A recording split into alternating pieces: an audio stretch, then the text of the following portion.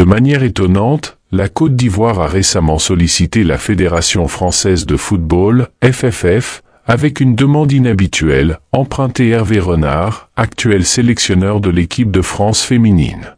Renard, fort de son expérience en tant qu'ancien sélectionneur de la Côte d'Ivoire et de ses succès, dont la victoire à la Coupe d'Afrique des Nations, Donc Hervé Renard a été contacté par la Côte d'Ivoire.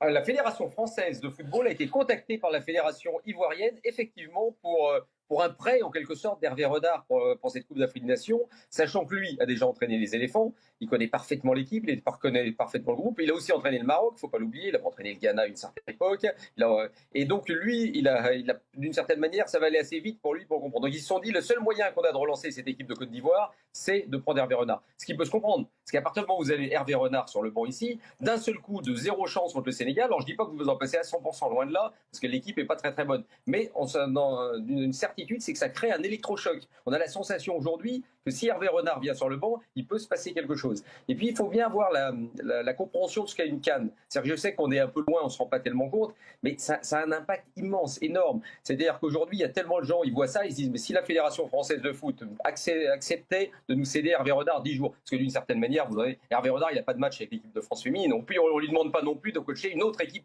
féminine. C'est vraiment un one-shot sur un truc très particulier qui correspond bien au personnage parce qu'il a tout à fait le charisme et le caractère pour faire ça. D'ailleurs, s'il est en équipe de France féminine, il ne faut pas l'oublier, quand vous acceptez de perdre 10 millions d'euros quasiment sur 1 an et demi ou 2 ans, simplement pour un coup de cœur, venir entraîner les féminines jusqu'au JO, c'est déjà un truc énorme, c'est tout lui. Alors maintenant, c'est à la Fédération française, est-ce qu'elle va accepter ou pas? Entre nous, moi je pense une chose, mais je ne vois pas, je me rends bien compte un peu l'état d'esprit qu'il peut y avoir en France, mais pour le monde entier, enfin en tout cas pour l'Afrique et même l'Asie, parce qu'il y a beaucoup de pays qui suivent, par exemple l'Égypte ou le Maroc, les gens trouveraient ça incroyable. C'est un truc, d'une certaine manière, c'est un petit service que rendrait la Fédération française de foot et qui peut, ça se trouve, marcher que 3 jours, hein, parce que lundi vous avez le match contre le Sénégal, ça peut être plié, l'affaire est réglée. Mais c'est le seul moyen, moi je pense aussi pour la Côte d'Ivoire, de créer quelque chose dans ce groupe-là, d'avoir quelqu'un de nouveau et surtout quelqu'un d'aussi charismatique et qui a gagné, ça c'est important. Et pour l'équipe et pour la Fédération française de foot, d'une certaine manière, son image elle serait rehaussée et redorée, parce que vous imaginez que si vous faites ça ici, les gens vont dire le respect que peut avoir le football français pour le football africain, c'est quelque chose de noble et de beau.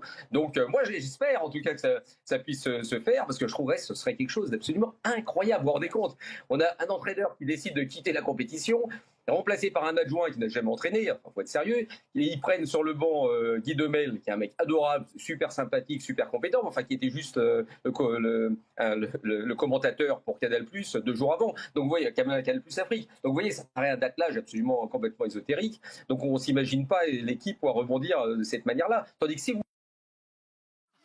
Ah, c'est une intervention de la Fédération. C'est bon.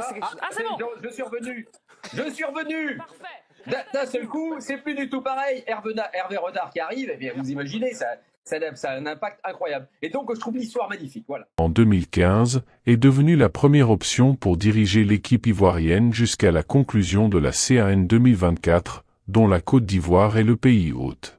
Cette démarche surprenante intervient après la mise à pied de Jean-Louis Gasset et de son adjoint Guilain Printemps en raison de résultats décevants.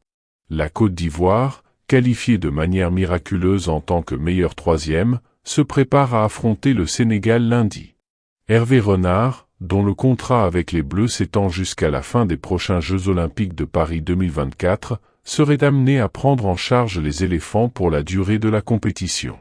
Une fois la CAN 2024 terminée, il retournerait auprès de l'équipe de France féminine pour participer à la préparation des Jeux Olympiques.